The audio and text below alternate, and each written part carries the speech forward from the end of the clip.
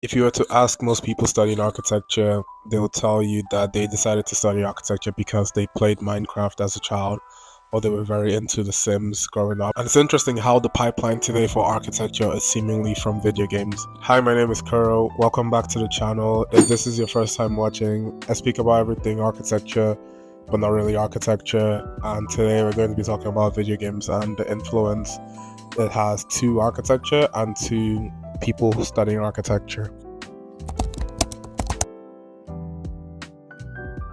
First, we look at games that are essentially just digital drafting tables. These are games that can be used to teach the fundamentals of construction without the fear of real-world consequences. Lego has always been the primary introductory tool for structural thinking, but Minecraft took that idea and removed the budget and gravity. For an aspiring architect, Minecraft is a lesson in massing.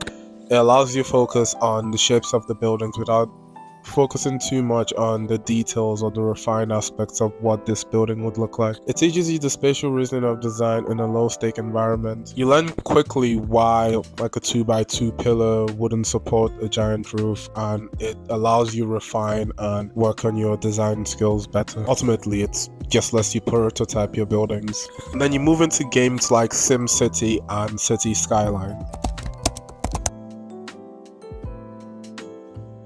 These games expose you to a larger scale of architecture where the focus isn't on an individual building. It's about how these buildings interact with the buildings around them and sit in a city. If anything, these aren't just games, they're complex simulators on urban layouts and urban architecture. I really think if you haven't played any of these games, you should definitely look them out. They're really interesting in terms of laying out cities and understanding why it may not be the best idea to put a factory in the middle of a residential area and stuff like that. It's also a low-stake environment to try things like this, and they introduce players to the idea of zoning laws, traffic congestion, and just generally the balance that goes into play when the focus isn't on the design of the building, but the system by which the building sits in. One of the games where you realize that the design of these spaces have consequences on the actions or the daily lives of the individuals who live in these buildings. And then you have The Sims, which operates at a micro level. It forces you to think about the circulation of these individual buildings and the needs of the sim living in the building. For example, if you have a family, you may need more rooms, you may need to partition the rooms differently, you may want extra space in the kitchen. So you're operating on these very small scale, almost in the same way you are in Minecraft, but the detail is finer, it's more refined, there's more depth to what you can do with these spaces.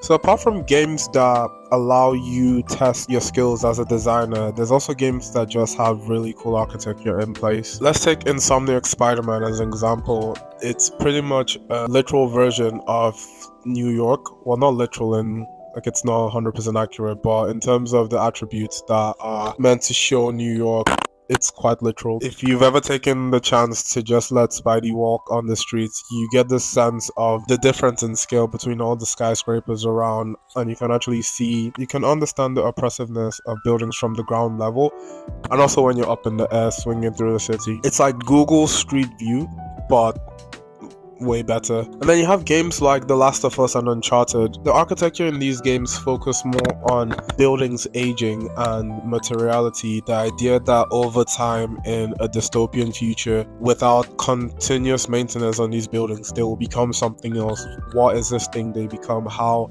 would we interact with these spaces when maintenance is no longer on the table? Can these spaces even be interacted with if maintenance is no longer on the table? They show nature reclaiming concrete as its own space. And in a way, if you're studying architecture, it could make you think about the use of your building and what that building would look like if no one could maintain it. It's a lesson in impermanence and atmosphere. You also have games like Cyberpunk and GTA. In GTA 5, the city is almost as realistic as could be within a game, but it's also from a car-centric point of view. If you really think about it, you can't go places without having to be in a vehicle. But it also gives you an idea on layout of spaces and just the way the buildings interact with the sidewalks and how these decisions could impact the way a city is used or the way pedestrians use a city. Because like if anyone plays GTA, you're more likely to run into a pedestrian on the sidewalk. Could design decisions have been made to make this not a possibility? Probably, but some may say the game wouldn't be that fun.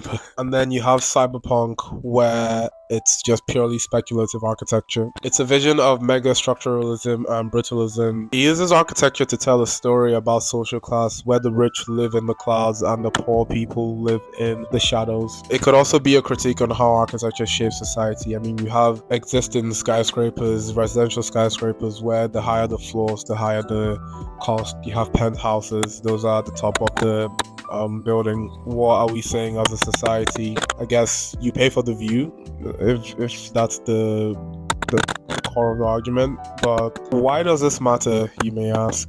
Well, more people are getting into video games and games are becoming more widespread and more accessible. Whether you know it or not, you're developing an intuition to building design and architecture and just scale, and very important architecture elements are being developed separately.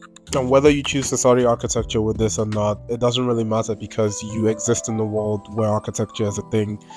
You should be aware of what the decisions being made to impact spaces are, or why these decisions are being made. The path to becoming an architect used to start with a sketchpad, but in the future it could start with a game, and you don't want to miss out on that. What games do you think have really cool architecture?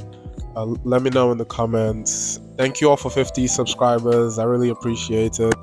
That was my goal for the year, and I'm so happy to reach it before the end of the year. So thank you all. I hope you're enjoying the videos. Let me know in the comments what architecture you enjoy in video games, and I'll see you in the next video. Thank you.